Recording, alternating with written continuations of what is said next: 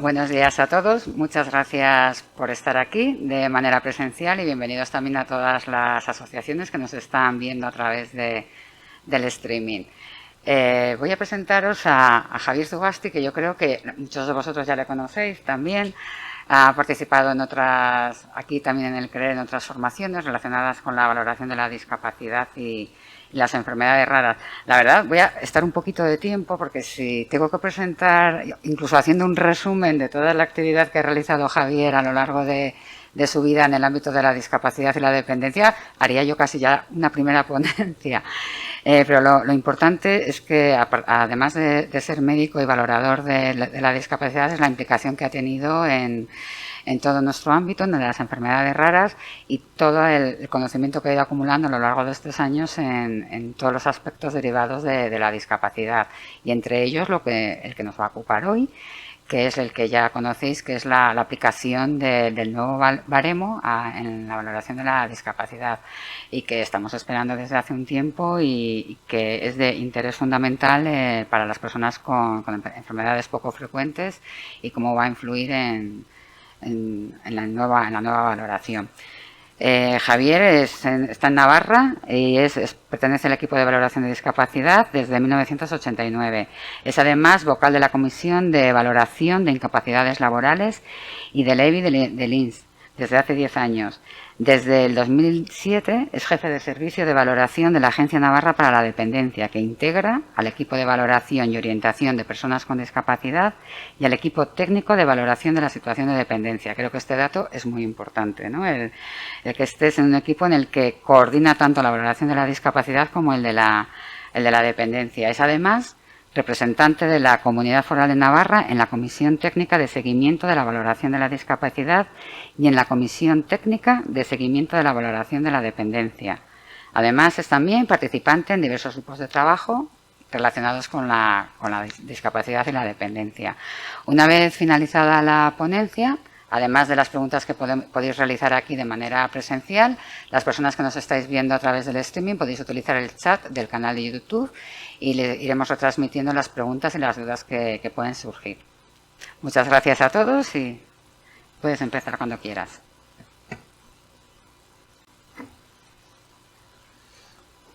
Bien.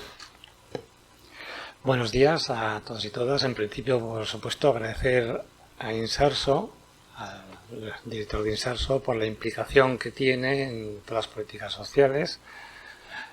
Agradecer también al CREER y a Aitor pues, por todo el trabajo que supone lo que son las enfermedades raras.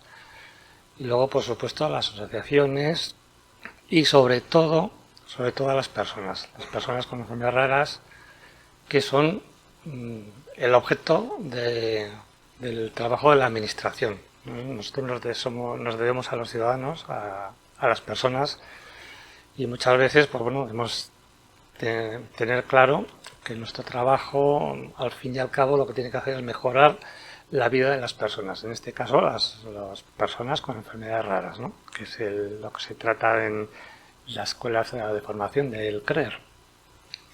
Estoy un poco abrumado porque yo creo que se han puesto demasiadas expectativas y se ha centrado mucho en el baremo. El baremo es, bueno, realmente es una actuación técnica que lo que voy a intentar es explicar un poco lo que son los baremos, de dónde vienen, el por qué se utilizan los baremos. Yo creo que se ha dado demasiada importancia al baremo, pero bueno, pues es lo que es. Ahora, bueno, intentaré aclarar el por qué se ha dado tanta importancia a mi presentación. Yo pensaba que, bueno, pues simplemente iba a explicar, pero bueno, pues parece que tiene mucho interés y va a ser objeto de dudas y preguntas. Yo por mi parte estoy dispuesto a contestar todas las preguntas que se me hagan, tanto en la ponencia de hoy como a través del CREER. A Begoña podéis mandar cualquier cosa que se os pueda ocurrir, o yo también voy a dejar al final mi correo para que cualquier duda que tengáis cualquiera de las personas que estéis o cualquier asociación, me mandéis un correo y intenté contestaros. Nosotros, como os he dicho, yo trabajo en la administración, nos debemos a los ciudadanos y nuestro deber es contestar e intentar aclarar todas las dudas que podemos tener. Bueno, vamos a empezar un poco. Voy a hacer la introducción y creo que es importante. ¿Qué son las enfermedades raras? Enfermedades, son enfermedades. ¿Por qué es importante dentro de la discapacidad? Porque está dentro de la salud. Entonces es importante aclarar primero el concepto de discapacidad, donde viene. Discapacidad está dentro de la conceptualización de la salud. La salud, dentro de la óptica de la OMS, la Organización Mundial de la Salud, ha ido cambiando, ¿no? Ya no es la ausencia de enfermedad, sino es un concepto activo que es el completo estado de bienestar físico, psíquico y social de las personas. Esto es importante, lo primero que hay que aclarar, porque tradicionalmente, pues yo soy médico, ¿no? Yo tengo unos años ya, la salud era la ausencia de enfermedad y sobre todo pensábamos en los problemas físicos. Los problemas mentales antes no eran algo de los médicos. Había los manicomios y no era cosa de la medicina. Y ahora, hoy día, en el 2021, todo el mundo, dentro de unos días va a ser el Día de la Salud Mental, todo el mundo entendemos que la salud mental es importantísima. Eso va cambiando. Y la última parte, el bienestar social, es la parte que creo que falta un poco al sistema sanitario de asumir como una situación de salud. Entonces es importante saber este cambio que nos propone la OMS de incluir lo que es la parte social de las personas como un problema de salud. Y de ahí viene un poco de ahí viene donde nace el concepto de lo que es la discapacidad. En el año 80, la OMS publica la Clasificación Internacional de Deficiencias, Discapacidades y Minusvalías. Y aquí vienen los primeros definiciones. Definición viene del griego, definiotio, de poner límites, a qué son los términos. Y aquí vemos que según la OMS, la deficiencia es una pérdida a nivel de estructura o función o de órgano.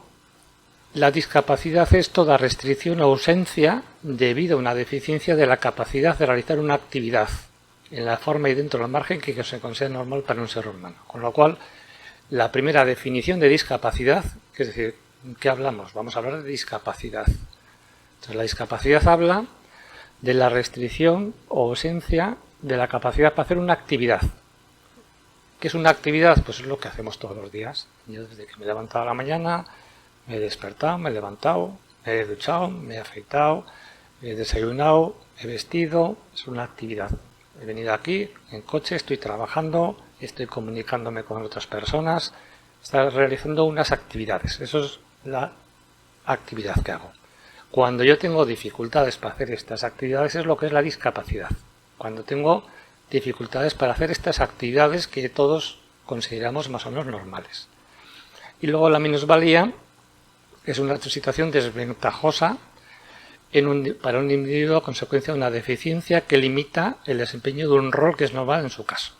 Se supone que con mi edad, tengo ahora 60 años, estoy en edad laboral, tengo que tener un rol social dentro de la sociedad y tengo que hacer una serie. Cuando yo tengo un problema para hacer ese rol, yo tengo una discapacidad o una deficiencia y no puedo hacer, tengo una sordera y aquí, por ejemplo, tendría problemas para escuchar. Habría que tener un traductor de signos y eso es la minusvalía. Cuando el rol social que tengo que cumplir yo como persona está restringido. La CIDIN nos plantea un esquema muy lineal que una enfermedad puede o no llevar a una deficiencia, esa deficiencia puede o no llevar a una discapacidad y esa discapacidad puede o no llevar a una minusvalía. Son cosas diferentes, pero que la CIDIM entiende que, bueno, pues que es muy lineal. Yo tengo una otitis, puedo que me cure, entonces no tengo deficiencia. Si no se cura, puedo tener una deficiencia auditiva. Esa deficiencia auditiva me provoca una discapacidad que es una discapacidad para las actividades de comunicación. Eso es la actividad. Y esa, como he dicho antes, esa discapacidad para la comunicación me tiene una repercusión en el rol social, que es que yo no puedo ir al cine con los amigos. Cuando quedo con los amigos no puedo escucharles porque estoy en un bar, hay ruido y no les escucho, y eso es la minusvalía. Todas estas cosas, claro, pues a nivel teórico se van cambiando, y en el 2001 fue aprobada por la OMS la Clasificación Internacional del Funcionamiento de la Discapacidad en la Salud. Entonces, esto supone un cambio conceptual de la manera de entender la discapacidad, que pasa de un modelo lineal a un modelo de interacciones, como voy a explicar ahora. El modelo antes de lineal, todos sabemos que no es así, ¿no? Puede que sí, puede que no, que las cosas no son tan sencillas. Entonces, como decía antes, la CIDIM separaba deficiencia a nivel de órgano, función, de discapacidad a nivel de actividad y minusvalía a nivel social. Y ahora, la nueva definición de discapacidad según la CIF engloba las tres cosas: las deficiencias en la estructura o en la función de un órgano, la actividad, que son las actividades que yo estoy haciendo, y la participación. En la participación, que es la participación en la vida escolar, en la vida laboral, en la vida social de ocio, en la vida comunitaria. Y la CIF dice que discapacidad engloba a los tres conceptos y propone un modelo de interacciones. Así como hemos visto antes que era un modelo muy lineal, la CIF dice que, claro, la discapacidad es un hecho muy más complejo, que no es tan sencillo de explicar. Tú tienes una sordera y ya está. Tú tienes una polio y ya tienes discapacidad, ¿no? Pues puede que sí, puede que no. Y este es el modelo que propone la CIF, que por una parte está una condición de salud, que sería lo que es la enfermedad, ¿no? El trastorno de enfermedad. Están las deficiencias, que sigue el modelo en a nivel de función o estructura del órgano, la limitación en actividades, que son las actividades que hago yo, ¿no? Las actividades de movilidad, las de autocuidado, las de aprendizaje, las de comunicación, y restricciones en la participación, que son la participación que tengo yo en la sociedad. Son tres cosas diferentes, y ahí es donde están influyendo los factores ambientales y los factores personales. Los factores ambientales, ¿qué es lo que supone? Pues, por ejemplo, lo que he dicho antes, si yo tengo una sordera y aquí tengo un traductor de signos, tengo un factor ambiental que está superando esa barrera. Entonces, ese factor ambiental se puede modificar. Yo estoy en silla de ruedas y por aquí no puedo subir. Es un factor ambiental, es un factor contextual. Eso se puede modificar. El que yo esté en silla de ruedas, consecuencia de una paraplegia, eso no se puede modificar. Pero si yo tengo una silla de ruedas, si yo tengo acceso a una silla de ruedas y tengo la rampa, yo puedo llegar hasta aquí. Con lo cual, ¿qué es lo que pasa? Que con la misma deficiencia, yo si tengo una silla de ruedas o un producto de apoyo, tengo muchas menos limitaciones en la actividad. Porque yo puedo incluso tener un coche, hacer las transferencias, y si el entorno está adaptado, si no hay barreras, las restricciones en la participación pueden ser mínimas. ¿Entendéis esto, verdad? Claro. ¿Por qué? Esto es lo que dice la CIF. Hay varios factores que están influyendo en la discapacidad. Los factores ambientales, que son los que se pueden modificar, y los factores personales. Todo el mundo sabemos que conocemos a personas que con la misma deficiencia, con una paraplegia, pues dicen: yo no salgo de casa, no quiero que me vean, no voy a hacer nada. Y hay otras que llevan una vida, digamos, casi normal. Participan en las Olimpiadas, que participan en el colectivo asociativo, que trabajan. Y esto todos lo sabemos, ¿no? Los factores personales que están influyendo en las restricciones en la participación. Y esto es lo que es la CIF, que dice que la discapacidad es un modelo complejo de interacciones, que hay muchos factores que están interactuando. Claro, por eso es importante primero entender la parte esa de donde viene esta nueva conceptualización de la CIF y el nuevo baremo. Entramos ya en la parte central, digo, quería explicar lo que es la CIF y dónde viene para explicar los baremos y el nuevo baremo. Baremos de valoración de discapacidad, que son el objeto central de esta ponencia. Esta es un poco la diapositiva central de mi exposición. Baremos. ¿Baremo qué es? Baremo es una palabra que viene de un matemático francés, Barrem, no sé cómo se pronuncia en francés, que lo que hace es decir, bueno, pues yo cosas diferentes le asigno un valor y luego sumo, combino y me da un valor final. Eso es un baremo, una fórmula matemática. Un baremo es una fórmula matemática de valoración. Valoración, ¿qué quiere decir valoración? Que damos un valor.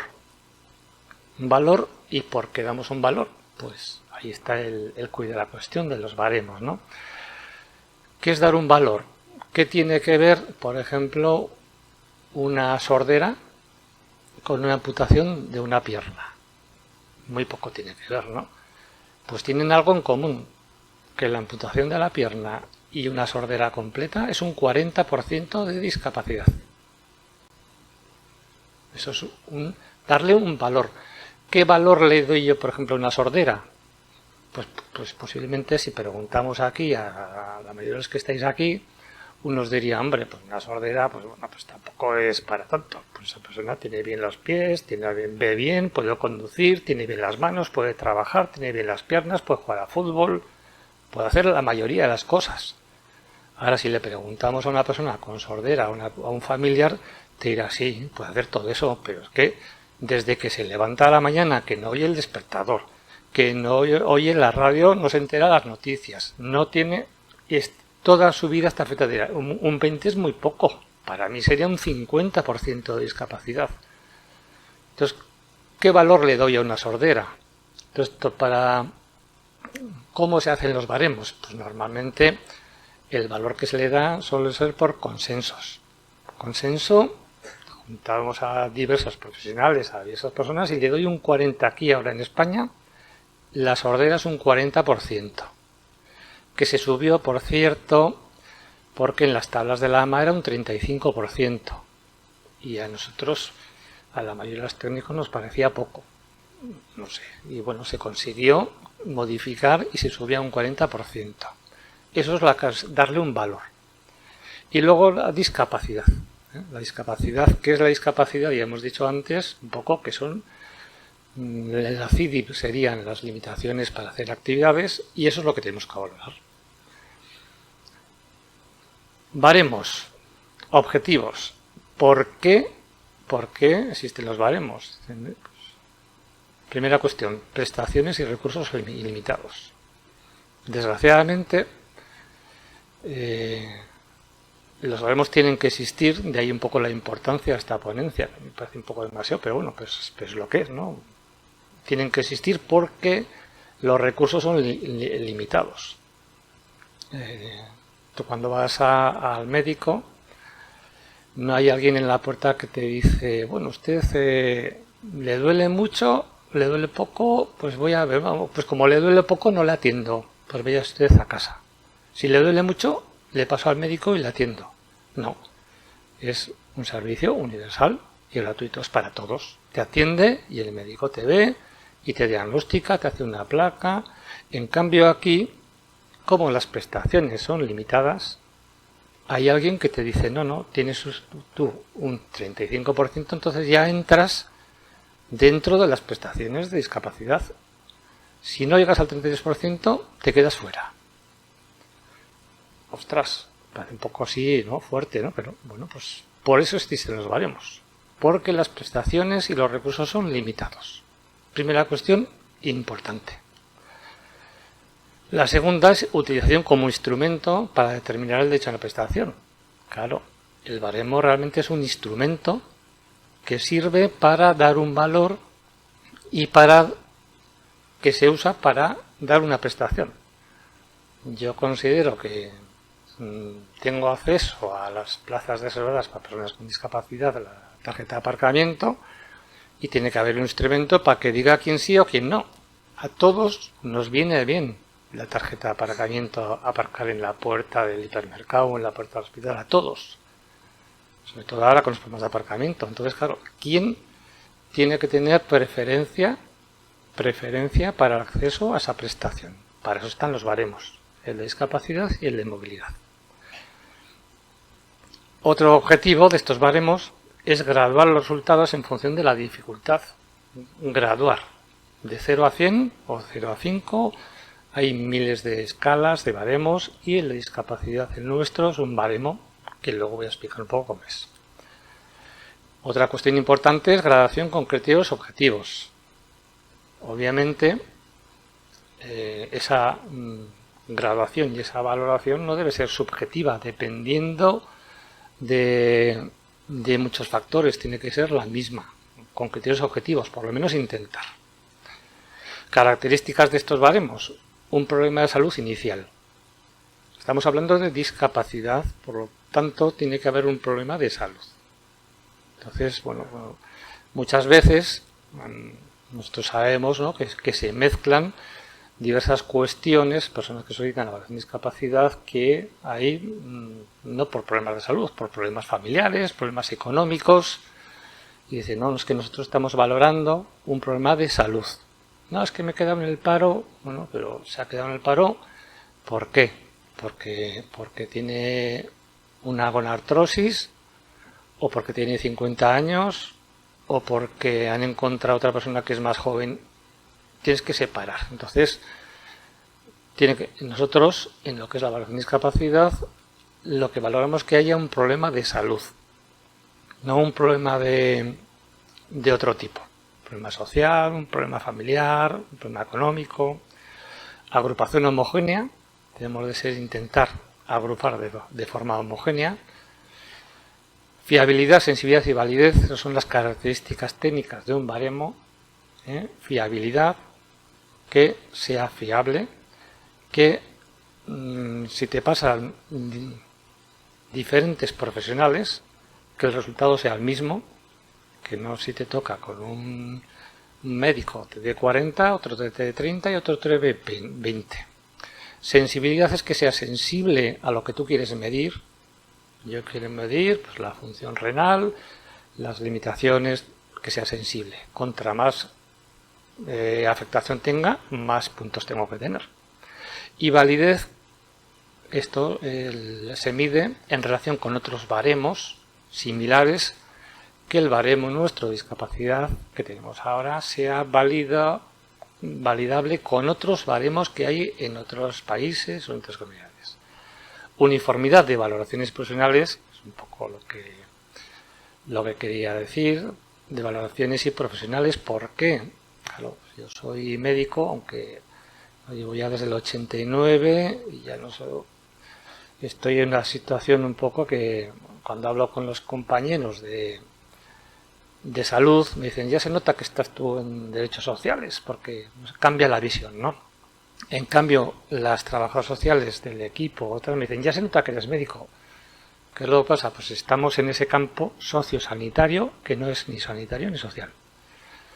Y desde luego que influye, porque nosotros, todos los profesionales en Navarra, a todos los profesionales del equipo que van viniendo nuevos, ¿no?, médicos, psicólogos, trabajadores sociales, terapeutas, fisioterapeutas, yo veo que todo el mundo tenemos ya marcado un poco por nuestra profesión, por nuestros estudios, tenemos ya una idea sobre las personas, sobre la discapacidad, sobre todo, ¿no? Entonces, eso obviamente luego influye en la percepción que tenemos del baremo. Pero el baremo debe ser el mismo y debe ser igual para todos. Y la última parte, que es la última, pero es la primera, legislación y soporte jurídico. O sea, nosotros cuando aplicamos el baremo, cuando hacemos la valoración, lo que estamos haciendo es aplicar un real decreto. Es una normativa que es estatal y es lo que estamos haciendo, aplicar un decreto. Claro, todo esto, ¿qué consecuencias trae? Ya me lo han dicho muchas veces, ¿no? Las personas, yo intento escuchar a las personas, a las que se quejan y a todo el mundo. Dice, claro, es que vosotros, bueno, los valoradores, sois muy fríos, estáis ahí en un pedestal y pues sí, tiene razón. Pero, ¿por qué? Es que un Real Decreto es frío. Usted es un 40%, yo un 40%, pero es que mucho es poco, porque claro, fíjese usted. Pues sí, yo lo he escuchado a usted, pero yo aplico un baremo y ese baremo me dice que, como he dicho antes, la sordera es un 40%. Más allá de que a usted les parezca poco o le parezca mucho. Entonces, pues nuestro trabajo es ese. Lo intentamos hacer lo mejor que podemos, pero pues lo que decimos siempre, si hay que cambiar los baremos, cambiamos la legislación. Y en eso estamos, ¿no? Intentar cambiar la normativa. En cuanto a la normativa, me hace una pequeña historia porque yo creo que es importante conocer un poco la historia para ver cómo estamos ahora, ¿no? En España, la primera normativa en la que aparece en lo que es la discapacidad es la Orden de 8 de mayo del 70, por la que establece la asistencia social a subnormales. Primera cuestión, la terminología. Esto parece mentira, ahora nos llama la atención, nos pega una patada a la vista, ¿no? Pues esto está salido, esto es el término de subnormal, está en la normativa, en la legislación de España, ¿no? Esto hay que cambiar, por supuesto, ¿no? Como sale ahora en la Constitución, también hay que cambiar los disminuidos, todas estas cosas, ¿no? Entonces aquí vemos, también la saco esto porque si ahora preguntamos a la mayoría de personas que no saben de discapacidad, a ver, dime qué personas son las discapacitadas, estas: ciegos, sordos, sordomudos, amputaciones, agenesias, paraplegias, hemiplegias, oligofrénicos, que son personas con discapacidad intelectual, y paralíticos cerebrales. Estos son los que la mayoría de las personas que preguntamos, dime qué personas tú crees que son las personas con discapacidad, serían estas, ¿no? Lo que en el año 70 se llamaba la asistencia en la seguridad social a subnormales. Obviamente, como son diagnósticos, ¿quién diagnostica si una persona es ciega, sordomuda, parapléjica, oligofrénica? Pues lo tienen que tener un profesional sanitario, un médico, un psiquiatra o un psicólogo. Y a la vez, en el año 70, hay un decreto sobre el empleo de trabajadores minusválidos. O sea, aquí hablamos, el mismo año, habría aquí una orden de subnormales y otro decreto sobre empleo de trabajadores minusválidos. ¿Qué son minusválidos? Esta es la primera vez que aparece el término de minusválido en la legislación. Las personas en edad laboral, o sea, solo edad laboral, fuera de la edad laboral, ni niños ni personas mayores no eran minusválidos. Eran solo personas en edad laboral que tienen una disminución en su capacidad física o psíquica en el grado que reglamentariamente se determine, sin que en ningún caso pueda ser inferior al 33%, que les impida obtener o conservar el empleo adecuado. Entonces aquí salen dos cosas importantes. Primero, la primera vez que sale el 33%, que esto coincide con la definición de incapacidad permanente parcial, y habla del empleo. De ahí viene esa unión que ha habido siempre entre la discapacidad y la incapacidad laboral, que luego se separó. Pegamos un salto hasta la LISMI en el año 82, que pega un salto. Ya no solo son aquellas personas en edad laboral, sino que minusválido es toda aquella persona cuyas posibilidades de integración, habla de integración educativa, laboral o social, se encuentren reducidas como consecuencia de una deficiencia previsiblemente permanente de carácter congénito, ¿no?, en sus capacidades físicas, psíquicas o sensoriales. Aquí ya amplía, ya no son solo personas en edad laboral, sino minusválido puede ser todo el mundo. Desde los 0 años, desde que nace hasta que se muere, hasta los 110, 115 años. Como consecuencia de una deficiencia previsiblemente permanente. Esto también es importante. ¿Por qué? Porque aquí ya te corta un poco aquellas situaciones que no son permanentes. Todo el mundo sabemos que, bueno, pues una persona durante un tiempo más o menos largo puede tener una situación de minusvalía, ¿no? Tengo una CV, tengo una hemiplegia y tengo durante un tiempo que puedo estar en la rehabilitación, 3 meses, 6 meses en rehabilitación, y eso no es permanente. Entonces aquí te dice que minusválido es aquella persona que a consecuencia de una deficiencia previsiblemente permanente de carácter congénito o no, las capacidades físicas, psíquicas o sensoriales. Se hacen la LISME, supuso un cambio importantísimo. Fue, bueno, todo el mundo sabemos, a raíz de la Constitución española del 78, se desarrollaron una serie de leyes muy pioneras, la mayoría de ellas, de tal forma que la LISME del 82, estamos en el 2021, sigue vigente. Prácticamente no se ha retocado. No ha habido ninguna ley que modifique sustancialmente la LISME. Y la LISME lo que hacía era considerar a las personas con discapacidad, que les llamaba minusválidos, como personas vulnerables, y les hacía corresponder una serie de prestaciones de todo tipo: sanidad, educación, integración laboral, prestaciones sociales, beneficios fiscales, movilidad y barreras. Había un montón de prestaciones. Si tú tenías en aquel entonces, por ejemplo, las personas no tenían derecho a la asistencia sanitaria. Ahora nos parece un poco extraño, ¿no? Y para todo el mundo, nuestros hijos, todo el mundo tiene derecho a la asistencia sanitaria. Nos parece un derecho básico. Pues en el año 82 no. No, había mucha gente que no cotizaba, gente que no tenía derecho a la asistencia sanitaria. Y por el 33% de discapacidad tenías derecho a la cartilla sanitaria y a tener los medicamentos gratis. Esto, pues bueno, pues ¿qué es lo que opino yo? Pues obviamente ahora estamos mucho mejor. ¿Por qué? Para tener la asistencia sanitaria gratuita, por tener derecho al medicamento, tienes que tener un 33%. No, debe ser universal y gratuito.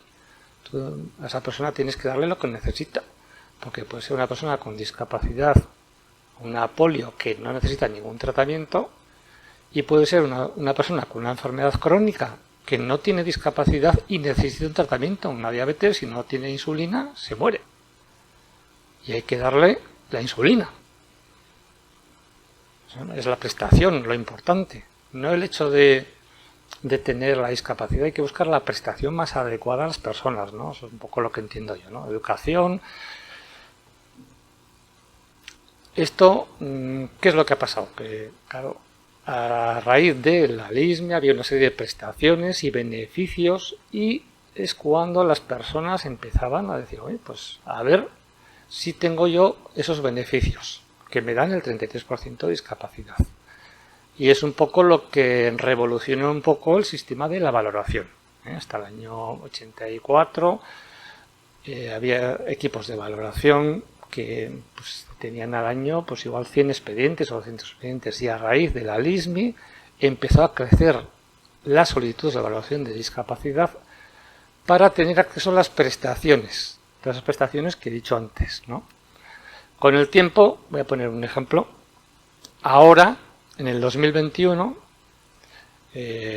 las prestaciones más frecuentes en Navarra por las que las personas solicitan la evaluación de discapacidad son estas: beneficios fiscales, para el IRPF, para impuestos de sucesiones, en el IVA personal reducido, el impuesto de matriculación, tarjeta de aparcamiento, bono taxi, que es, no sé si hay aquí también bono taxi, en Navarra hay un bono taxi para las personas con dificultades de movilidad que les dan un taxi para desplazamiento a todos los sitios. Hay un dinero. Prestación familiar por hijo a cargo, pensión no contributiva de invalidez, título de familia numerosa, acceso a empleo ordinario, jubilación anticipada, acceso a vivienda VPO y bono social o electricidad. ¿Cuáles son las características? De que transmitir un poco cuál es la situación. Vemos, que es lo que veo yo, que la mayoría de las prestaciones son prestaciones económicas. Esto, si yo estoy valorando discapacidad, que parece que es evidente, un problema de salud, luego vemos que dentro de la discapacidad la mayoría de prestaciones son económicas. Entonces hay un desajuste entre lo que es, bueno, pues la situación de discapacidad, que es un problema de salud, y la respuesta que se da desde el sistema social, que la mayoría de las prestaciones dentro del sistema social son prestaciones económicas, porque bueno, pues se considera que son personas, las personas con discapacidad, personas de especial vulnerabilidad. Por eso, por ejemplo, el bono social de electricidad, que es lo último que ha salido. El bono social de electricidad para personas con discapacidad, personas con violencia de género y víctimas de terrorismo. Pues no lo sé. Yo entiendo que hay personas con discapacidad de todo tipo. Yo creo que es mucho más. Entonces, el legislador, ¿por qué cuando saca el bono social de electricidad piensa en las personas con discapacidad? ¿Qué pasa? ¿Que todas tienen problemas económicos como para compensarles económicamente? Pues habrá de todo. Unas que sí, otras que no. Entonces, a mí me resulta un poco extraño, ¿no?, que prácticamente la totalidad de las prestaciones son prestaciones económicas, cuando yo creo que los problemas de las personas con discapacidad, que es un problema de salud, es más un poco pues lo que ha hecho el compañero antes, ¿no? La investigación, los tratamientos, bueno, pues apoyar los apoyos educativos, los apoyos sociales, más que prestaciones económicas, pero la mayoría de las prestaciones son económicas. Pero bueno, es un tema a debatir, pero es lo que es. Entonces, ¿cómo se valora la discapacidad?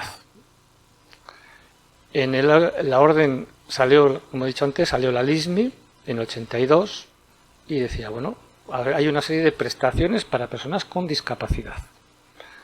¿Y quiénes son personas con discapacidad o minusválidos? Que decía la LISMI.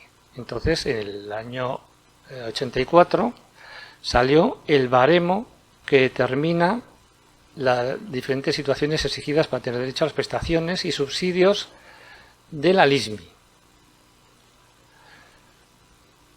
Cuando se estudió el baremo entonces, se dijo, vamos a ver, se dijo, ¿quiénes son minusválidos? Pues no lo sé, pues vamos a determinar. Y salió, se hizo un estudio, los que estaban entonces, claro, yo no estaba en Inserso entonces, y se utilizaron las tablas de la Asociación Médica Americana, ¿no? Dijo, bueno, de todas las tablas que hay a nivel europeo y a nivel mundial, había unas tablas francesas, unas alemanas, y se cogieron las tablas de la AMA. Bien, las tablas de la AMA obviamente no saben que es un 5, ni un 15, ni un 33, ni un 25, ni un 50%. Son unas tablas de la Asociación Médica Americana que daban un valor a cada limitación en actividad o a cada deficiencia. Tengo un problema visual y me daba un valor. Según vea la agudeza visual. Tengo un problema auditivo y según la audiometría me da un valor. Y entonces lo que se hizo con ese baremo, el grado de minusvalía expresado en porcentaje, todos sabemos que bueno, el reducir una situación de la discapacidad de una persona, que es una situación compleja, a un porcentaje, a un 24, a un 32, a un 47, es muy frío, pero es lo que es. Eso es un baremo, una fórmula matemática. Entonces, en la orden esta de marzo del 84, el grado de minusvalía expresado en porcentaje se determinará mediante la valoración de la discapacidad física psicosensorial y se le sumaban los factores sociales complementarios. O sea, se valoraba por una parte las deficiencias físicas, psíquicas o sensoriales y se le suman los factores sociales y se da un grado. Y se considerará la asistencia de minusvalía cuando a consecuencia de las valoraciones efectuadas se alcance un grado igual o superior al 33%. Muchas veces preguntan, ¿y por qué ese 33? Y no un 25, y no un 20, o un 15, o un 50. Pues como he dicho antes, todo esto viene heredado de la definición de incapacidad laboral. Esa del año 70, que es la definición de incapacidad permanente parcial, que tengan afectado el 33% de su capacidad laboral, se mantuvo ese 33% para determinar el 33% de grado de discapacidad. De ahí viene el 33%. Y luego se obvia otros baremos, que es el baremo de tercera persona, que era el que antes era de dependencia, que era sustituido por el nuevo baremo de dependencia, y el de movilidad, que es el que se utiliza para la tarjeta de aparcamiento, que es otro baremo diferente. En el año 99 se actualizaron los baremos. Se dijo, este es un baremo antiguo de las tablas de la AMA del 84 y hubo muchos grupos de trabajo a partir del año 90 y sacaron unos nuevos baremos. Este nuevo baremos seguía el modelo propuesto por la CIDIM y decía que realmente lo que valoramos es la severidad de las limitaciones para actividades. Y luego se le sumaba los factores sociales y tenía una serie de características, ¿no? Dentro de las normas generales dice: el diagnóstico de la enfermedad no es un criterio de valoración en sí mismo. A nosotros realmente la discapacidad viene derivado de un problema de salud, pero el hecho de tener un diagnóstico no es un criterio en sí mismo. O sea, nadie por tener un Parkinson tiene ya 33%. Hay Parkinson que están bien controlados, que es un 0%, y hay Parkinson que están encamados y es un 95%. Nosotros no valoramos el diagnóstico solo, valoramos las consecuencias que tiene en las actividades de esa persona. Deficiencias permanentes, que es lo que he dicho antes, que es importante, porque muchas veces nosotros también entendemos que hay muchas personas que en un momento puntual necesitarían las prestaciones de discapacidad. La tarjeta de aparcamiento, pues tengo una fractura de cadera y durante 2 o 3 meses voy a necesitar la tarjeta de aparcamiento para ir a la rehabilitación. Tengo una ACV, una hemiplegia y igual voy a necesitarlo, pero el sistema de la discapacidad no valora situaciones que no son permanentes. Siempre que se pueda, hay que utilizar parámetros objetivos y lo que es importante es, siguiendo el esquema de la CIDIM, lo que era la discapacidad, como hemos visto antes, es la capacidad para llevar a cabo las actividades de la vida diaria, que eso es la discapacidad. Sigue el esquema de la CIDIM. Pero luego, a la hora de aplicar los baremos, en vez de valorar discapacidad, valoramos deficiencias. Que eso, si vemos aquí, los capítulos, sistema musculoesquelético, nervioso, no son actividades, son estructuras o funciones. Entonces, bueno, tenemos ahí unas diferencias que realmente el baremo te dice que lo que valoras son las discapacidad, pero realmente lo que valoramos es la deficiencia. Por ejemplo, ¿no? Amputación del meñique, del pulgar, un 18%, amputación de la mano 49%, una cosa artrosis, leve, moderada, amputación de extremidad inferior, el aparato respiratorio, voy a poner 4 ejemplos, voy a salir un poco rápido. Lo que realmente valoramos, lo que decía antes, criterios objetivos, las pruebas de función respiratoria. A nosotros nos puede venir una persona con una disnea diciendo que no puede respirar y nosotros, pruebas objetivas, la espirometría, no lo que nos diga la persona que si sofoca.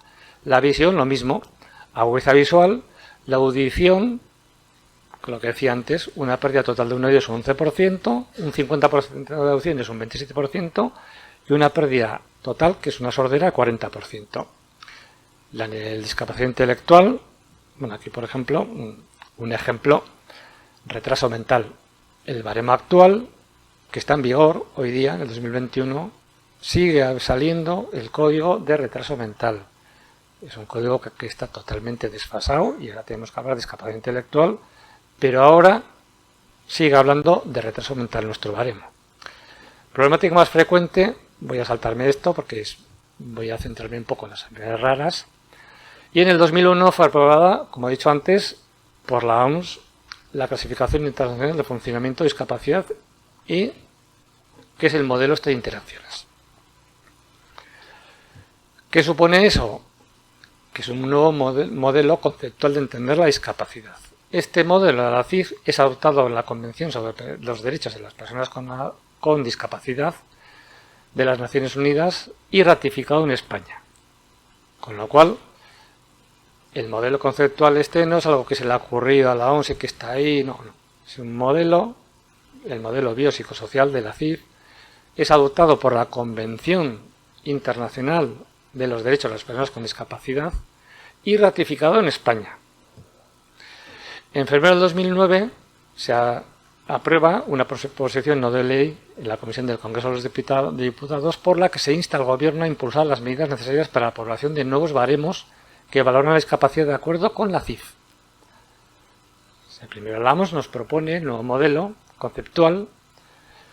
Vemos que a nivel internacional hay un respaldo de las personas con discapacidad y en el 2009 el Congreso de los Diputados dice, oye, hay que hacer un nuevo baremo adaptado a la CIF. A la vez, el Real Decreto Legislativo de 2013 entiende por discapacidad una situación que resulta de interacción entre las personas con deficiencias previsiblemente permanentes y cualquier tipo de barreras que limiten la participación plena, que sigue el modelo biopsicosocial de la CIF.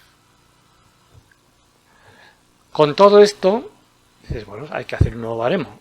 Se empezaron a hacer grupos de trabajo ya desde el 2001, que salió la CIF, y en el 2009, después de la proposición no de ley del Congreso de los Diputados, la Comisión Estatal dijo, vamos a hacer, nos ha instado el Congreso de los Diputados a hacer un nuevo baremo adaptado a la CIF. Y se empezaron a hacer grupos de trabajo formados por profesionales de todos los equipos de valoración de discapacidad de España. Había diversos grupos de trabajo, el de normas generales, el de baremo de eficiencias, el de limitación de actividad, restricción de participación y factores contextuales. Estos grupos de trabajo hicieron una propuesta final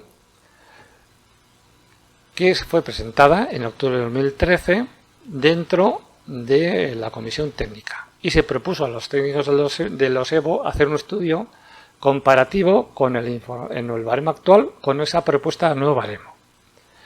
En general con buena respuesta por parte de los técnicos.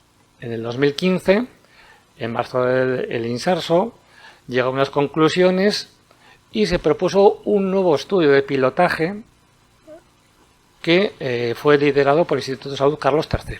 Se hizo un pilotaje por toda España. La validación de ese nuevo baremo si estaba adaptado a la CIF o no y si modificaba sustancialmente el actual baremo. Las conclusiones fueron positivas.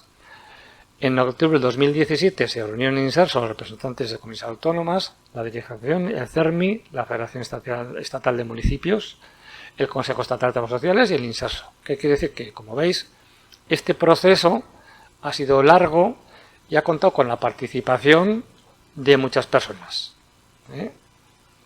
Voy a seguir un poco. En el octubre de 2017, dentro de INSARSO se hicieron otros nuevos grupos de trabajo. Se dijo que había que hacer un sistema informático y estamos en febrero del 18. ¿Cómo estamos ahora? Ha dicho el director de INSARSO, yo soy técnico, no soy político, que se va a producir un desbloqueo. ¿Por qué ese desbloqueo? Pues que yo supongo que es muy complicado. España, para bien y para mal, son 17 comunidades autónomas. Entonces, poner de acuerdo a 17 comunidades autónomas, a los agentes sociales, partidos políticos, el CERMI, poner de acuerdo a todos es muy difícil. Entonces, pues, bueno, técnicamente el baremo ya está terminado, ya está hecho, pero falta esa última decisión de ese respaldo y que salga publicado. Parece ser que va a seguir adelante. ¿Cómo es ese nuevo baremo? Obviamente este nuevo baremo es adaptado a la CIF y realmente ese baremo son varios baremos. Claro, si queremos seguir la conceptualización de la CIF, está por una parte el baremo de deficiencias, que sería similar al actual, modificado y mejorado. Hay un baremo de limitación en actividades, que es un baremo específico de limitación en actividades. Hay otro baremo de restricciones a participación y otro de factores ambientales. Con lo cual, vemos aquí que hay 5 baremos. Este nuevo baremo, en el actual hay el de deficiencias más los factores sociales. Y en este tenemos el de deficiencias en limitaciones de actividad, restricción de participación y factores contextuales. Dentro del baremo de deficiencias, que es el principal, que sería un poco el siguiente al actual, ¿qué es lo que se ha hecho? Se ha tomado como referencia las tablas de la AMA sexta edición. Las AMAs ¿Os acordáis que he dicho que en el 84 se tomaron las tablas de la AMA primera edición como referencia? Las tablas de la Asociación Médica Americana van en la sexta edición. ¿Qué quiere decir? Si van por la sexta edición es que funcionan. Entonces decimos, bueno, a la hora de tener un consenso internacional, parece ser que es bueno tener ese consenso con unas tablas internacionales que sean aceptadas. Y lo que se ha visto es que a nivel internacional hay varios países que han tomado como referencia también la AMA. Entonces aquí dijimos, vamos a partir de las tablas de la AMA, la sexta edición. Para incrementar la sensibilidad se priorizan criterios diagnósticos, se actualizan pruebas diagnósticas. Claro, ahora cambia mucho, cambia la medicina. Desde el año 99, que en las tablas anteriores a la actual, ha cambiado muchas cosas y todo eso había que actualizar. Se introducen cosas, criterios objetivos y luego novedades más importantes. Un capítulo específico sobre el dolor. La fibromialgia, fatiga crónica ahora no existe. En los actuales baremos no existe. Cuando no existe, no puedes valorar, no tienes un criterio. En este nuevo baremo hay un capítulo entero, lo mismo que hay un capítulo de sistema nervioso, otro de oftalmología, otro de otorrino, hay un capítulo del dolor, que nos gustará más o menos, pero ahora tenemos un capítulo del dolor. Y hay un anexo sobre tratamientos farmacológicos especiales. ¿Qué es lo que pasa? En el baremo actual hay personas que necesitan unos tratamientos, por ejemplo los trasplantados, que necesitan tratamientos especiales, muchos con ingresos hospitalarios, y eso actualmente no se valora. El baremo actual no. Dice, bueno, es una enfermedad, no es una discapacidad. En cambio, en este baremo ya hay un capítulo específico, hay un anexo de la persona que necesita un tratamiento especial, se le da una puntuación. Y luego existe también la posibilidad de actualizaciones, que se vaya a poder modificar siempre que haya un acuerdo de la Comisión Estatal de Discapacidad, porque van saliendo enfermedades nuevas, van saliendo tratamientos nuevos. El VIH no tiene nada que ver lo que era antes cuando salió con ahora. La hepatitis crónica ahora hay un tratamiento que se cura, o sea, no es que mejore, es que se cura. Entonces, esas cosas van cambiando. Entonces, todas esas cosas, en este nuevo baremo existe la posibilidad de modificar. Luego existe otro baremo de limitaciones en la actividad, que es un baremo, que es lo que decía antes, hombre, si valoramos discapacidad, valoras las actividades. Pues no había un baremo de discapacidad. Ahora sí, hay un baremo que valora las dificultades que tienen las personas en las actividades que nos dice la CIF. Aprendizaje y aplicación de encuadramiento, comunicación, movilidad, autocuidado, vida doméstica, interacciones personales, áreas principales de la vida y vida comunitaria y social. Hay un baremo específico de limitaciones en las actividades. Hay un baremo de restricciones a la participación, que es un cuestionario de desempeño. Esto es otra de las novedades importantes de este baremo, que nosotros le preguntamos a la persona que nos diga a ella dónde tiene las dificultades. O sea, este baremo lo va a rellenar la persona. Nos va a decir a nosotros, la persona ya sea directamente o lo puede rellenar el familiar o lo puede complementar la trabajadora social, nos va a decir a nosotros esa persona dónde tiene los problemas. Lo que falta por definir es si este baremo va a ser determinante, pero claro, todos sabemos que la persona, por ejemplo, el dolor es muy subjetivo. Entonces, dices, oh, eso, si le hacemos caso a la persona, sí o no, no lo sé. Existe esta posibilidad, aquí va a estar este baremo. Lo que sí está claro es que esto nos va a servir para intentar escuchar a las personas. Otra cosa es que luego a esa sensación subjetiva de que me duele, yo le voy a dar un 50%. Eso es otra cosa. Pero por lo menos voy a escuchar. Y va a servir un poco para cambiar un poco igual nuestra visión, ¿no? Y luego está el baremo de factores contextuales, que hay un cambio también importante. Esto va a ser uno de los cambios también más importantes, porque hasta ahora los factores sociales eran unos factores de una situación social. Yo estoy separado, estoy en paro, tengo 3 hijos, no tengo vivienda, tengo 4, 5 o 10 puntos sociales. En cambio ahora ya vamos a ir más allá. No vamos a dar unos puntos por tu situación. Vamos a ver qué barreras tiene esta persona qué barreras tiene esta persona en su vida diaria. Y esto va a ser un ejercicio de cambio, de modificación para los profesionales, sobre todo los de trabajo social, que van a pasar el baremo de factores contextuales, según está previsto, que tienen que ir más allá que recogida de información, sino que tienen que escuchar a la persona, analizar y ver qué barreras y proponer cómo se pueden superar esas barreras. Como he dicho, este baremo habéis dicho, uy, qué complicado es, ¿no? Hombre, pero es que el modelo de interacciones de la CIF es un modelo de interacciones. Y para saber qué interacciones hay entre los componentes, tienes que valorar todos los componentes. Entonces, llegamos un poco al final. Es un baremo. Un baremo al final tiene que dar una puntuación final. Que, he dicho antes, tenemos los 4 baremos diferentes. Y hay una fórmula matemática de ajuste neto de grado, que es esta, que no la voy a explicar porque al final, bueno, desgraciadamente, ya lo sabemos, tenemos que sacar un grado final, el 24, el 33, el 45, el 65, y esto es lo que es. Entonces, esto es una fórmula matemática porque al final tenemos que sacar una puntuación final. Voy avanzando, igual no sé si corro mucho así, porque como tenía muchas cosas que decir. Valoración de discapacidad en enfermedades raras, ¿no? ¿Qué son las enfermedades raras? Bueno, pues aquellas que afectan a un número limitado de personas con respecto a la población general. Bueno, ya sabemos todo lo que es, ¿no?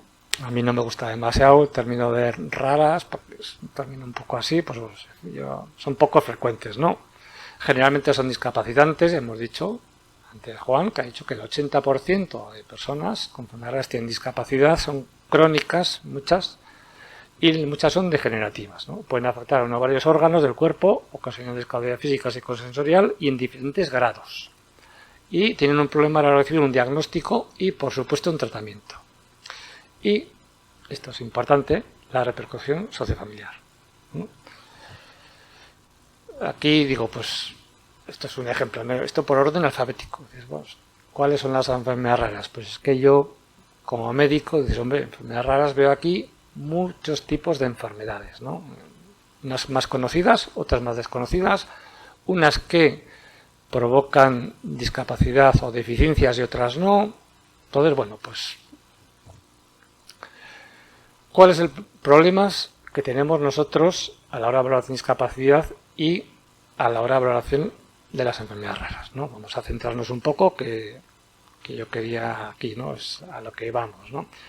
Información y formación son enfermedades raras. Es un tema importante, ¿no? Todas las personas, tanto las que tienen como los familiares, dicen, claro, es que no se sabe lo que tiene. Entonces, pues nosotros, como he dicho antes, la discapacidad valora deficiencias provocadas por una enfermedad.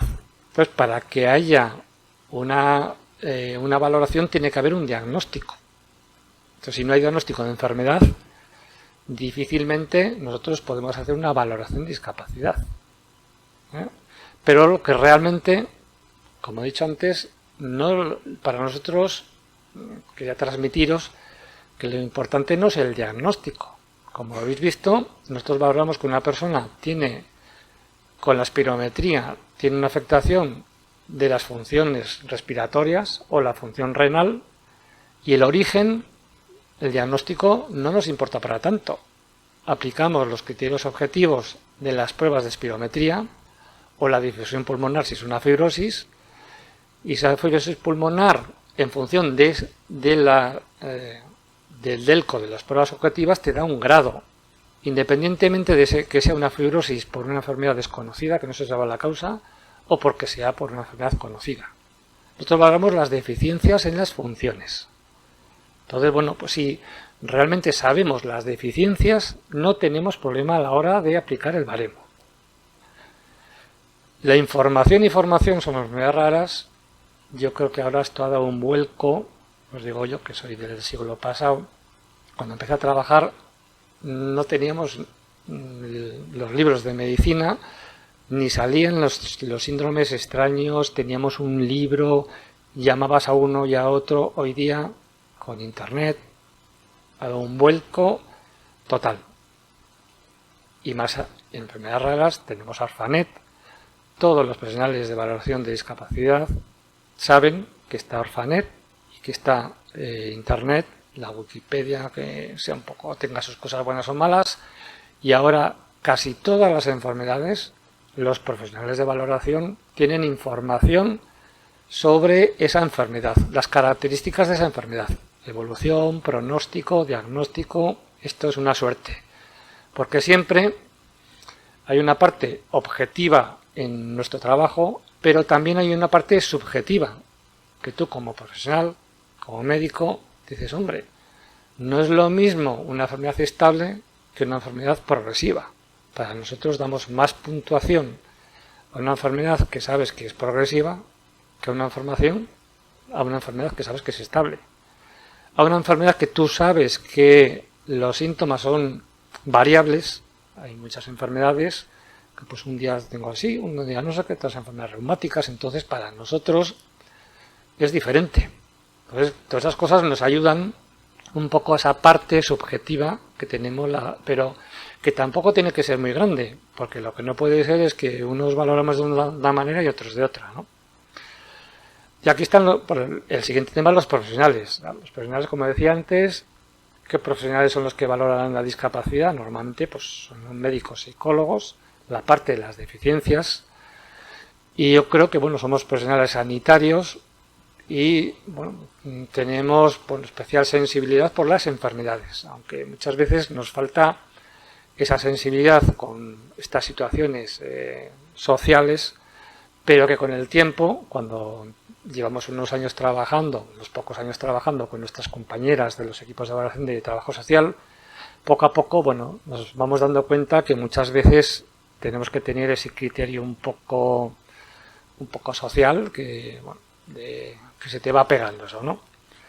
Criterios uniformes de aplicación de los baremos. Esto es uno de los problemas que se nos traslada muchas veces desde las asociaciones, desde los colectivos. Pues hombre, si ahora mismo en España hay 1000 valoradores, 1000 médicos, 1000 psicólogos, pues posiblemente habrá algunos pocos que aplicarán el baremo de una manera un poco más sui generis, pero lo que yo os puedo decir, que yo suelo dar muchos cursos en otras comunidades autónomas, es que hablando con otros médicos en general, los criterios suelen ser bastante uniformes. Siempre hay un margen de un 5, un 10% que siempre tienes ese margen, pero en general yo creo que las valoraciones son bastante uniformes en toda España, porque en discapacidad los profesionales que son médicos, psicólogos, de trabajos sociales, normalmente los criterios son similares. En dependencia, por ejemplo, yo veo que sí que hay diferencias de criterios entre comunidades autónomas importantes, porque los profesionales yo veo que son muy diferentes entre unas comunidades a otras, y ahí sí que veo yo en los traslados de expedientes de una comunidad a otra, yo veo que en discapacidad generalmente hay bastante uniformidad. Siempre hay las excepciones, que es lógico, tiene que haber, porque claro, ahí influye también la formación de los equipos, porque hay equipos que le contratan a un médico y al día siguiente le ponen a valorar 10 personas y no tienen ni idea. Entonces, no es lo mismo esa valoración. Por ejemplo, en Navarra, los médicos nuevos que vienen están un mes con otro médico enseñándole, y a partir del mes estás con él supervisándole y tal. Pero claro, Navarra es muy pequeña. Hay un centro de valoración, son 2 médicos, entonces no es complicado. Yo entiendo que el centro base 5 de Madrid, que tiene igual 15 médicos, pues eso igual lo puedes hacer. No lo sé, ¿eh? Por eso también sí que puede haber diferencias, pero yo creo que no lo hay. Colectivos específicos siempre va a haber. Siempre va a haber y van a aparecer enfermedades nuevas, y va a haber colectivos específicos con un problema específico que se va a trasladar a la valoración de discapacidad. Es un poco la experiencia que tenemos, ¿no? No, es que ahora por ejemplo nos ha pasado, ¿no? Los niños con dislexia, ha habido unas becas de educación para ayudar a los niños con dislexia que van a gabinetes privados, porque el sistema educativo pues se ve que no le llega para tratar a estos niños. Y había esas ayudas eran para personas con discapacidad del 33%. Entonces, claro, el colectivo lo que hacía era decir, no, es que, claro, tiene una dislexia, claro que tiene discapacidad. Y le dije, pues sí, tiene una discapacidad, pero tiene discapacidad del 5, el 10, el 15, no llega al 33. ¿Cómo que no llega al 33? ¿Llega al 33? Pues no. Según los baremos, pues entre el 0 y el 33 hay un 10 o un 15. Pero si yo solo quiero para la beca, ¿no? Pues para la beca, pues para la beca no. Esto es para personas con discapacidad del 33%. Entonces, bueno, hay colectivos que dicen, oye, si yo solo quiero para trabajar, si tengo un problema en la rodilla y no me contratan, y yo solo digo que usted que me para trabajar, no, hombre, yo tengo un baremo que le da derecho a todas las prestaciones por ser persona con discapacidad. No es solo para trabajar, solo para la beca de educación, solo para la tarjeta de aparcamiento. Es el reconocimiento de la grado de discapacidad te sirve para tener derecho a todas las prestaciones de discapacidad. Codificación diagnósticos, pues tenemos un sistema antiquísimo. Este nuevo baremo va a utilizar la CIE 10, que ya es hora, que ya hace ya años dijimos que había que codificar con la CIE 10, con lo cual esto, esperemos que con el nuevo baremo va a mejorar esto, porque claro, las personas se sienten que nosotros no valoramos su enfermedad, porque tenemos unos códigos muy antiguos, ¿no? Parámetros objetivos es un poco la función nuestra, ¿no? Como profesionales, intentar en cada enfermedad o en cada deficiencia, en cada capítulo, buscar cuáles son los parámetros más objetivos para aplicar el baremo de forma que sea uniforme por todos los valoradores en toda España. La progresividad, ¿qué es lo que pasa con enfermedades que son progresivas? ¿Qué criterio tenemos? Pues el criterio general es que tú valoras a esa persona en ese momento. O sea, la valoración nuestra es en ese momento. En Parkinson le valoras dentro del estadio de Hohenjar en el que está en ese momento de la valoración. No el que va a estar dentro de 2 años o dentro de 5. Entonces, claro, las personas que quieren acceder a las prestaciones dicen, oh, pero es que yo necesito ahora esto, la discapacidad ya, pero es que ahora mismo usted no tiene el 33%. Usted ahora tiene un 5, un 15 o un 20. Evolución incierta. Hay muchas enfermedades que la evolución es incierta. Entonces es un problema para nosotros. Entonces ahí ahí estamos como médicos, pues tenemos que intentar conocer las enfermedades, el pronóstico, la evolución, posibles tratamientos y en su caso hacer una provisionalidad. Es un problema, pero bueno, pues tenemos que intentar asumirlo, que va a ser imposible. Valoración en procesos que cursan en brotes. Claro, nosotros valoramos una situación permanente. Una es que eso es múltiple, una artritis reumatoide, no. Es que yo al cabo del año estoy 6 meses, 8 meses bien y 2 mal. Tengo un brote. Entonces, ¿cómo valoras? Eso no es permanente. Es un problema para nosotros. Pero ahora nosotros, en nuestros baremos, valoramos situación permanente.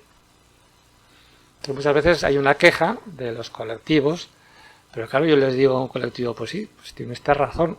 Pero si, por ejemplo, una persona que tiene una polio que todos los días tiene que ir con un bastón y le doy un 35, una persona con esclerosis múltiple que durante 2 meses al año tiene que ir con bastón porque está con brote y el resto del año no puedo darle 35.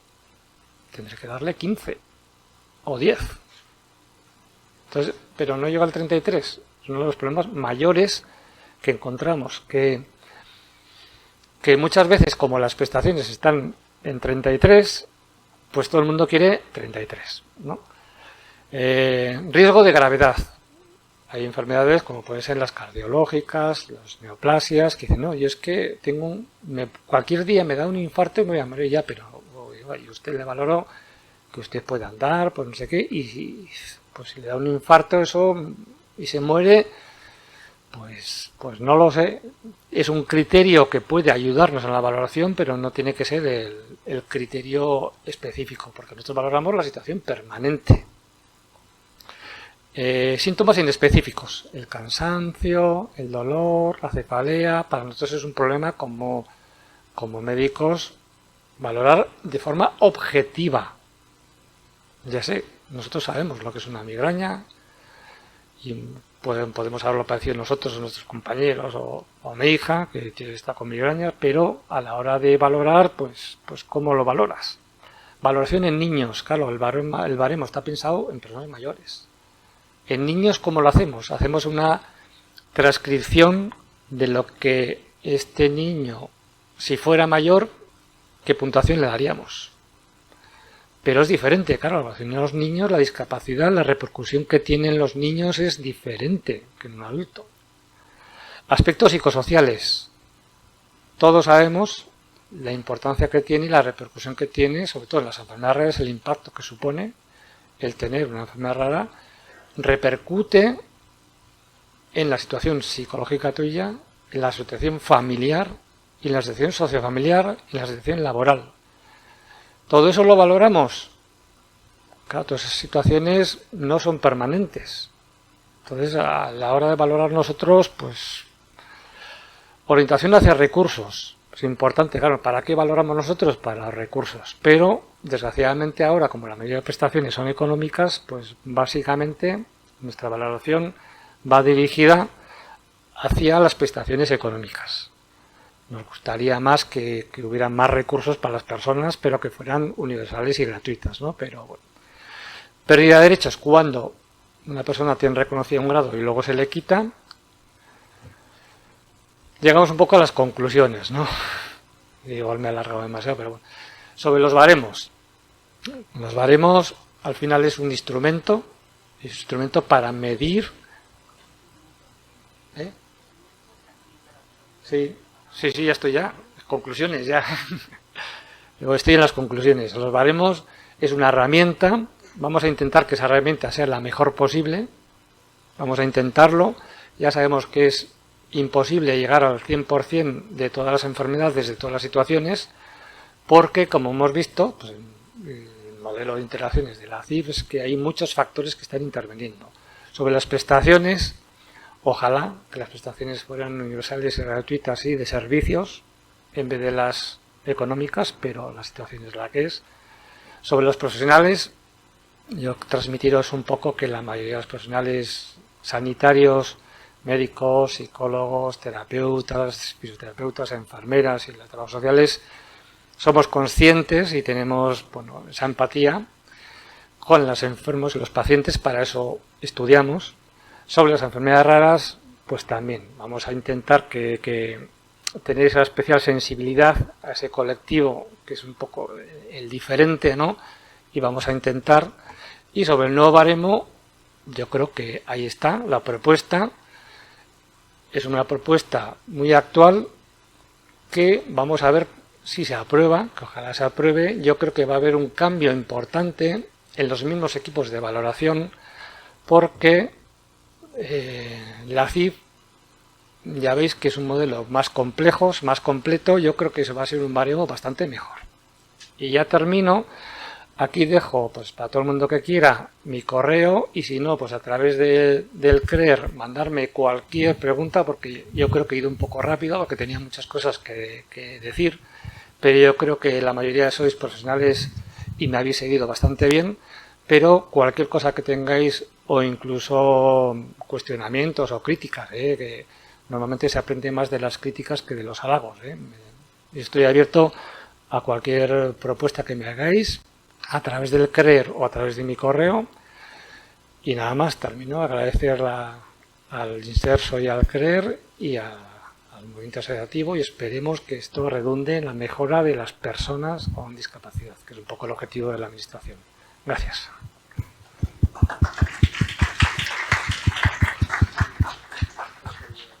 Las que queráis hacer alguna pregunta, perdonad, porque yo creo que se me oye. Desde aquí podéis levantar la mano y mi compañera Blanca os acercará el micrófono. Sí, pero se encarga Isabel de las del streaming, ¿vale? Ya Isabel, una vez que hagamos aquí las preguntas. ¿Quién?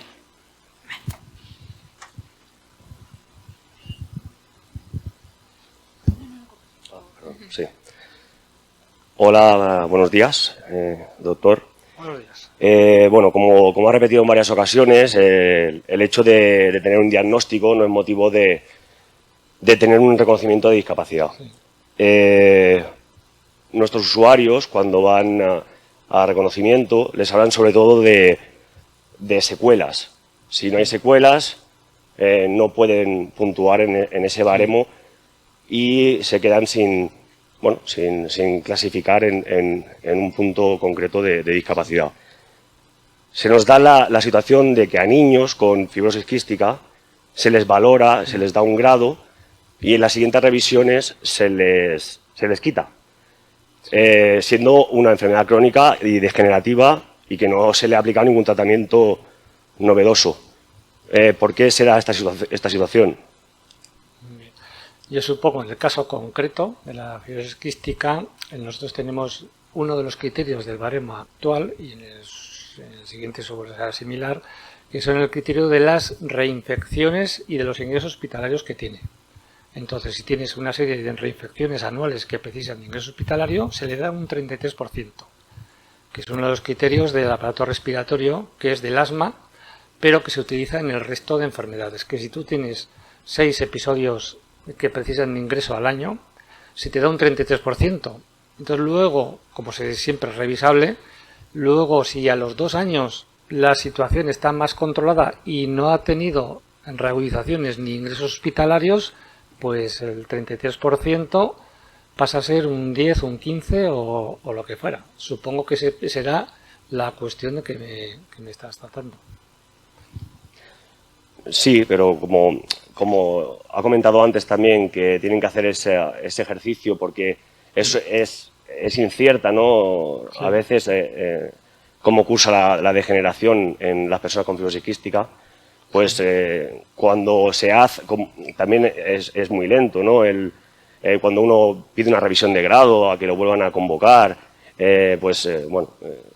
estaría bien tener esa sensibilidad con personas que tienen una enfermedad crónica y degenerativa, aunque en ese año haya sido, o esos 2 años que de la cita anterior hayan sido pues mejores, ¿no? En cuanto a ingresos o exacerbaciones.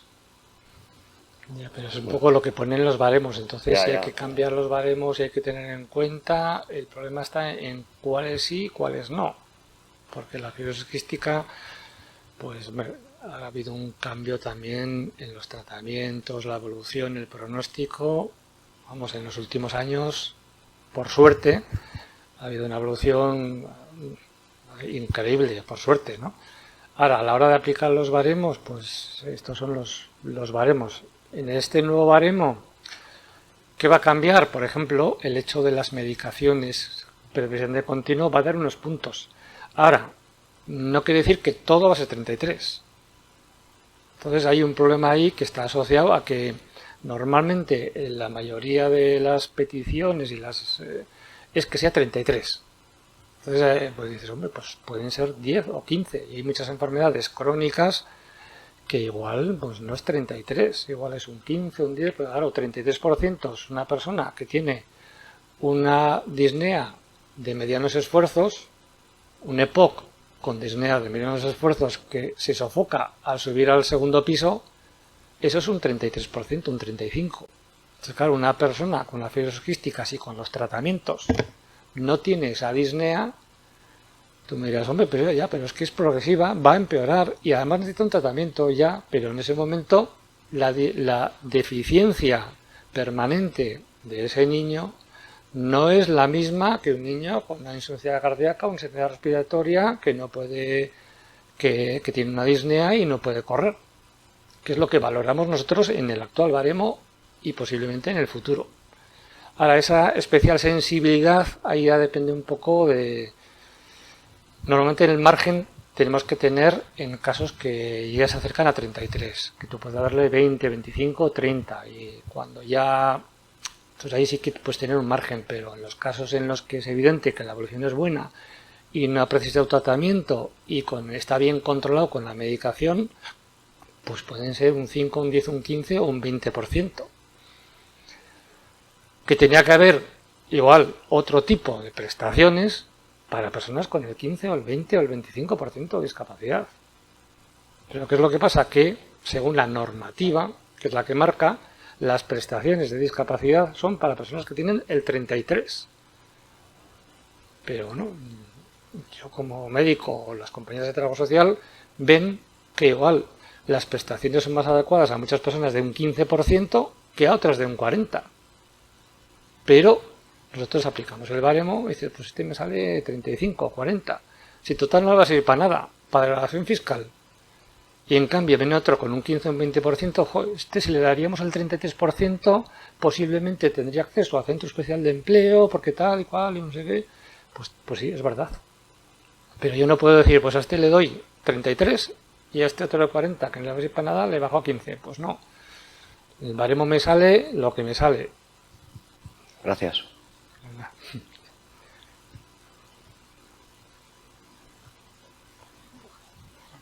Buenos días. Tengo entendido que se está aplicando de forma piloto, digamos, este baremo en algunos centros de valoración.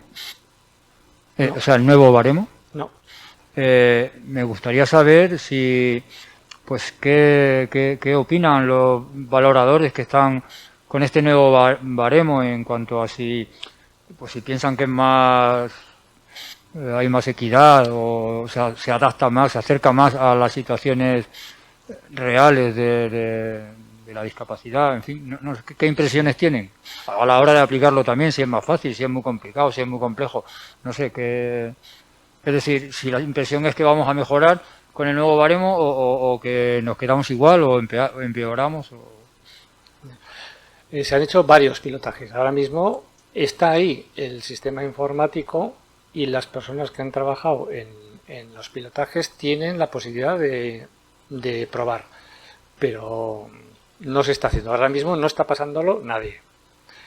Se han hecho varios pilotajes. Se han hecho 4 pilotajes. 4 pilotajes con profesionales diferentes. En general, la impresión ha sido positiva para los valoradores. Se recoge más información. Se recoge la información informatizada, que es que ahora es increíble que en el año 2021 los baremos actuales no estén informatizados. Va a estar todo informatizado, los códigos de diagnósticos, de eficiencia, limitación de actividad. Es un baremo más complejo que es la CIF. Antes era un modelo lineal y hemos pasado a un modelo de interacciones, tiene que ser más complejo. Entonces, lo que se mejor o peor, en principio yo creo, por la experiencia que tengo yo, que hemos estado en la formación de los pilotajes y tal, es que en general en aquellas discapacidades un poco las tradicionales que son más conocidas van a subir un poco la puntuación y lo que van a bajar son en algunas enfermedades que hay combinaciones, que te combina una cosa con otra, que te combina un problema en la pierna, que dices, joder, si me sale 40, ¿y de dónde me sale 40? Pues por combinación, porque tiene una artrosis y luego tiene un poco del oído, tiene una no sé qué, entonces me sale 40% y digo, pues en su vida diaria pues no tiene grandes limitaciones, entonces esos igual van a bajar algo, pero en la mayoría yo creo que va a subir. Lo que sí va a mejorar es la recogida de información y luego pues la parte esa de las limitaciones en la actividad que hasta ahora no se valoraba, yo creo que va a hacer reflexionar a medio plazo y largo plazo, no a corto, porque a corto va a ser similar porque el criterio principal van a ser las deficiencias, que es lo más objetivo. Pero a medio y largo plazo yo creo que el hecho de valorar las limitaciones en la actividad, las restricciones en la participación, escuchar a la gente lo que te dice, yo creo que a la larga va a mejorar. Eso es un poco lo que creo yo.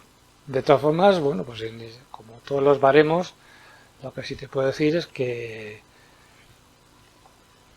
a nivel, cuando se hace este nuevo baremo, lo que no se podía hacer era un baremo que fuera totalmente diferente y que entrara todo el mundo del 10% al 33%, pues porque en todas las baremos se hace también un estudio de repercusión económica y yo creo que no se habría, si fuera un baremo que iría al otro extremo, yo creo que igual habrían puesto pegas.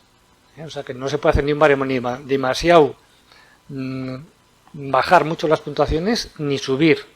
Lo que sí mejora es la compresión y en general yo creo que van a subir las puntuaciones.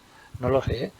En los estudios que se han hecho, lo que sí es la respuesta ha sido en general positiva y que el baremo mejora en el actual en mucho. Gracias. Hola, buenas tardes. Yo tengo unas dudas, no sé si es que no lo he entendido bien o que lo he reflexionado mal. Respecto a la pregunta que ha hecho mi compañero Javier, sobre todo en el caso de los niños, pero no me refiero en fibrosis quística únicamente, sino en todas las enfermedades que hoy nos traen aquí, que son las poco frecuentes.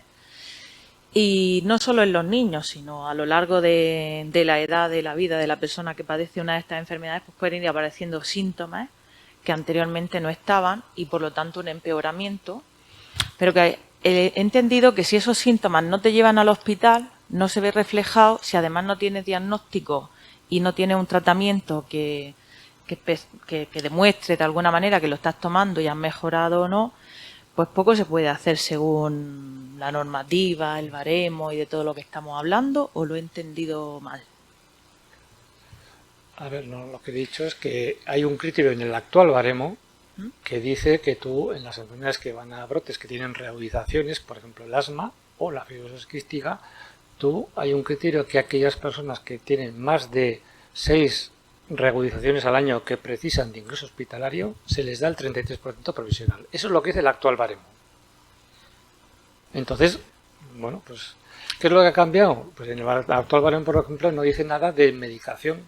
En la propuesta del nuevo baremo sí que se da unos puntos por el hecho de tener una medicación continua todos los días, el qué tipo de medicación es.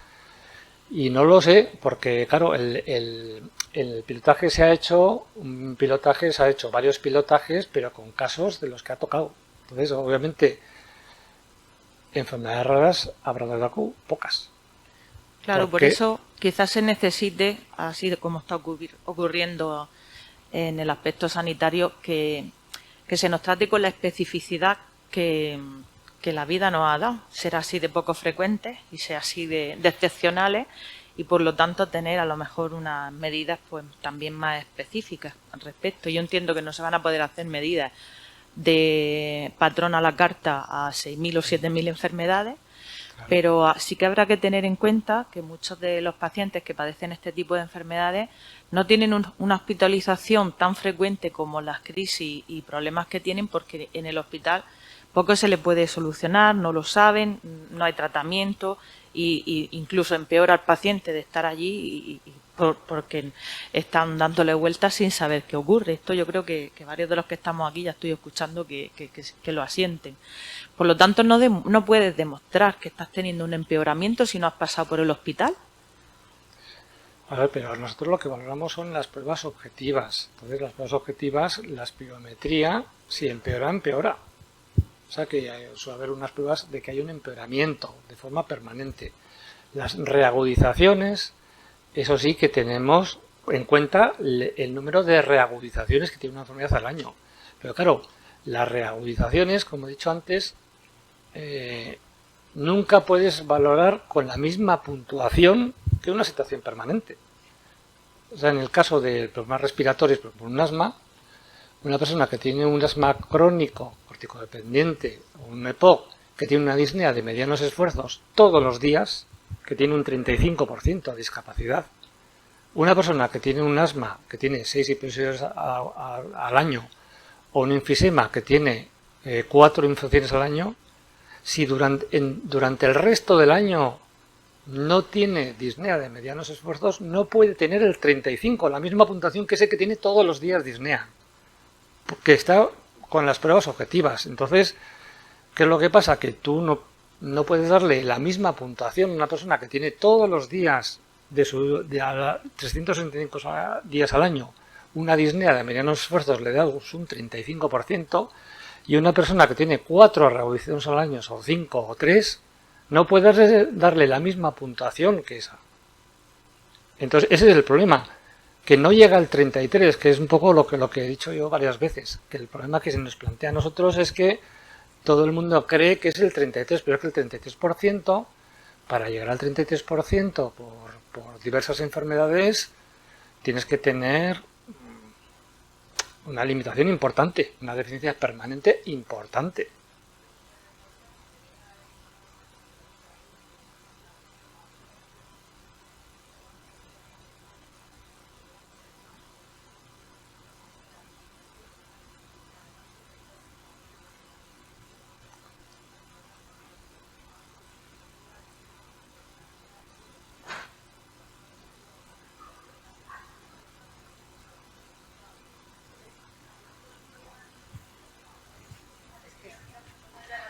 Ya. Nosotros, en principio, yo creo que en la mayoría, bueno, en Navarra yo creo que en la mayoría de los equipos ya los médicos suelen tener acceso a la historia clínica. Y ya tienen ahí, nosotros accedemos a la historia clínica de neumología, ya sabemos el proceso que ha tenido en el último año, las rehabilitaciones, las pruebas que le han hecho y todo. O sea, nosotros eso lo tenemos en cuenta. Pero vuelvo a repetir que otra cosa es que eso sea siempre un 33. Porque nosotros comparamos con este otro y decimos, hombre, este no es lo mismo, lo que he dicho antes. Una persona que tiene una paresia de toda la extremidad inferior, que tiene un 30%, una persona que tiene una ciática o que tiene una esclerosis múltiple, que tiene un brote 2 o 3 al año, no puede ser 30%. No puede ser 30, tiene que ser menos. Porque el que tiene una paresia permanente de la extremidad inferior que tiene un 30, al otro que tiene días que le duele, que tiene ciáticas, que tiene una enfermedad reumática que va a brotes, no puedo darle 35. Tendré que darle menos, ¿no? Entiendo, si eres objetivo. Perdón, un segundito.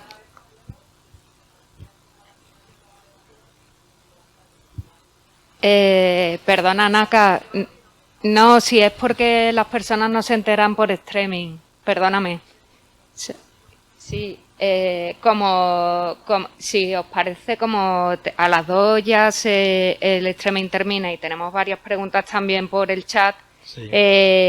Yo os invito de todas formas a que, como es un debate muy interesante, que podamos también los que estamos aquí seguir ahora y las entidades que están fuera, que puedan hacernos llegar sus consultas también, las que no queden respondidas en el día de hoy, a asociaciones, para que nosotros podamos trasladártelas. Sí. Te quiero dar las gracias, Javier, porque me parece que has intentado explicarnos toda la situación de una manera muy cercana, y las preguntas que tengo hasta ahora, algunas de ellas creo que han sido contestadas ya, porque, por ejemplo, nos preguntan por los tratamientos que se dan en hospital de día de forma frecuente y periódica, si se tendría en cuenta en el nuevo baremo, o que si enfermedades que generan secuelas y tienen rasgos de descompensación y daños en diferentes órganos que precisan de cuidados muy específicos, faltan al colegio, muchas hospitalizaciones y dietas muy estrictas, si se tienen en cuenta estos hechos al igual que las hospitalizaciones. Esas serían dos de las preguntas. Ya he explicado que hay un capítulo específico que es las medicaciones especiales o dietas especiales. Lo que pasa es que yo creo que me da la impresión de que va a seguir siendo insuficiente, porque para llegar al 33% ahora se va a tener en cuenta, cosa que ahora hay muchas cosas que es 0. En cambio, a partir de ahora va a haber una puntuación 10, 15, 20, que puede llegar a 30 en algunos casos, o 33. Pero que en muchos casos, pues lo que digo yo, que es que hay un baremo entre el 0 y el 33, está en el 5, el 10, el 15, y el 20, y el 29 y el 31. Y Javier, interesa mucho también el tema de la equidad y la igualdad entre comunidades autónomas, porque al final realmente es una situación que se refleja en la variabilidad, ¿no? de las valoraciones. Entonces, no sé si, igual que se está haciendo el pilotaje, si el nuevo baremo contemplará también algunas medidas de coordinación entre las comunidades autónomas para conocer cómo se está valorando o de qué manera se se afrontará ese reto que tenemos. Sí. Yo creo que este baremo todas esas cosas va a mejorar, primero porque la previsión es que después de que se apruebe, como es un baremo nuevo, que hay varias cosas nuevas, va a haber un periodo de 1 año de formación de los equipos. O sea, se va a intentar formar a todos los equipos sobre este nuevo baremo. Y la segunda cuestión, que es importante, va a estar todo informatizado.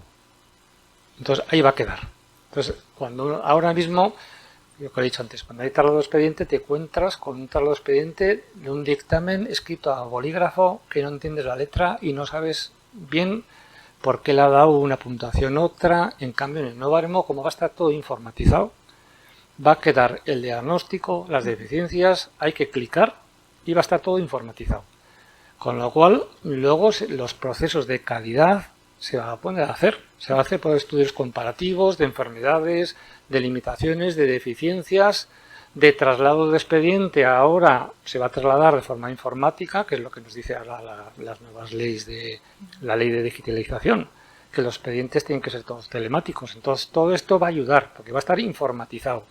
Y vamos a saber por qué esta persona le ha dado 20 o por qué le ha dado 15, si es por las agudizaciones, si es por los tratamientos, si es porque le ha considerado aquí. Entonces, va a estar en ese aspecto, al estar todo informatizado, yo creo que va a mejorar también el nuevo baremo en todas estas cuestiones que plantean. Va a haber más uniformidad porque va a estar todo informatizado. Entonces, bueno, pues tú sabes que tú al clicar aquí, eso va a quedar registrado, que tú has puesto esto aquí y que luego pues puede haber alguien, un control de calidad o un control que si ya se decidirá, que te puede revisar y decir, oye, ¿por qué le has puesto esto aquí? Si esto, si... Bueno, pues es que pues va a estar todas esas cosas, yo creo que va a mejorar el nuevo baremo. Gracias. Y otras 2 preguntas estarían relacionadas con la fecha de la nueva que se espera o que se cree que sería probable, aunque evidentemente si esto se supiera con certeza se habría dicho. Claro. Y otra sería como en qué situación quedarían las personas que ya están valoradas en base al baremo actual al pasar a la nueva valoración, si seguiría correspondiéndole la misma fecha que ahora está en el expediente o podrían ser llamados a ser valorados en base al nuevo baremo. Bien, son temas, el primero es político, como habéis dicho, pues había una situación de bloqueo, el baremo está hecho desde hace ya varios años, está ahí y bueno, pues para poner de acuerdo a todas las comunidades autónomas, entonces ha sido complicado y parece ser que ahora se ha desbloqueado, según ha dicho el director de Inserso. Entonces, si se desbloquea y sale adelante, la previsión es, a cualquier Real Decreto hay un periodo de por lo menos 4 o 6 meses. O sea, si se desbloquea mañana mismo, hay que esperar 6 meses a que salga el Real Decreto, porque todos los trámites que supone un Real Decreto son entre 4 y 6 meses. Y luego está previsto que cuando salga aprobado ese Real Decreto, se empiece a aplicar 1 año después, para que en ese año dé tiempo a adoptar todos los procesos, a la formación de los equipos, unificación de equipos, de intentar todo eso, con lo cual mínimo va a tardar 1 año y medio en ser efectivo ese baremo. Entonces, pues, ¿cuándo? Pues que esto hace 2 a 4 años, y estuve aquí hace 5 años, ya presentando casi este nuevo baremo que ya estaba hecho, y mira cómo estamos ahí. Pues no te puedo decir, es un tema ya político. Parece que ahora ya hay una decisión política y parece que hay un consenso, por la que ha dicho el director, es el que sabe mucho más que yo, claro. Yo soy técnico, yo ni voy a las reuniones del Consejo Territorial, ni a las reuniones de las comisiones, y técnicamente ya está hecho. Y la segunda cuestión es un tema más jurídico. Los servicios jurídicos lo que entienden es que si una persona tiene reconocido un grado, esa situación no se puede modificar si no hay mejoría o error. O sea, si no hay mejoría o error en la valoración, ese grado no se puede modificar, no se puede bajar. O sea, si una persona, por ejemplo, tiene un 33% una fibrosis quística, por ejemplo, definitivo. Ahora, sabe que el nuevo baremo pide una revisión por empeoramiento y baja a 20, no se le puede bajar si no ha mejorado su situación. El tema está que si su situación no ha mejorado, el hecho que el nuevo baremo le baje la puntuación no se puede bajar, se le mantendría el 33%. Si en vez de un 33 tiene un 40, se le reconocerá un 40.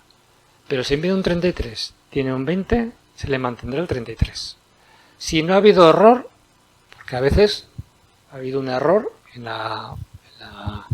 pues que el médico que le vio, pues que metió mal el baremo, o si ha habido una modificación. Por ejemplo, he dicho antes que la hepatitis C, hepatitis crónica, tenía antes una puntuación y ahora, si se ha curado y tenía antes 10 puntos por la hepatitis crónica y ahora no tiene la hepatitis crónica, se le podría bajar.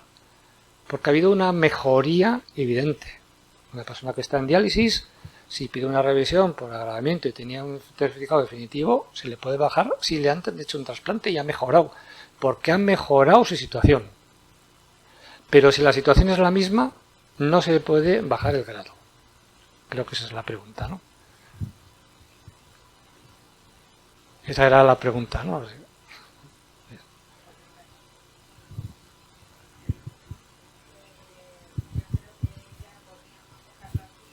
Sí. Que podemos dejarlo aquí porque son las 2 menos 5 y además de ir con retraso, el streaming lo tenemos hasta las 2. Muchísimas gracias. Como he comentado, reforzar el mensaje de que todas las consultas de nuestro movimiento asociativo que nos lleguen, que pueden vehiculizarla a través de asociaciones y nosotros se las haremos llegar a Javier. Y nada, que un placer y nos encontramos esta tarde de nuevo. Gracias.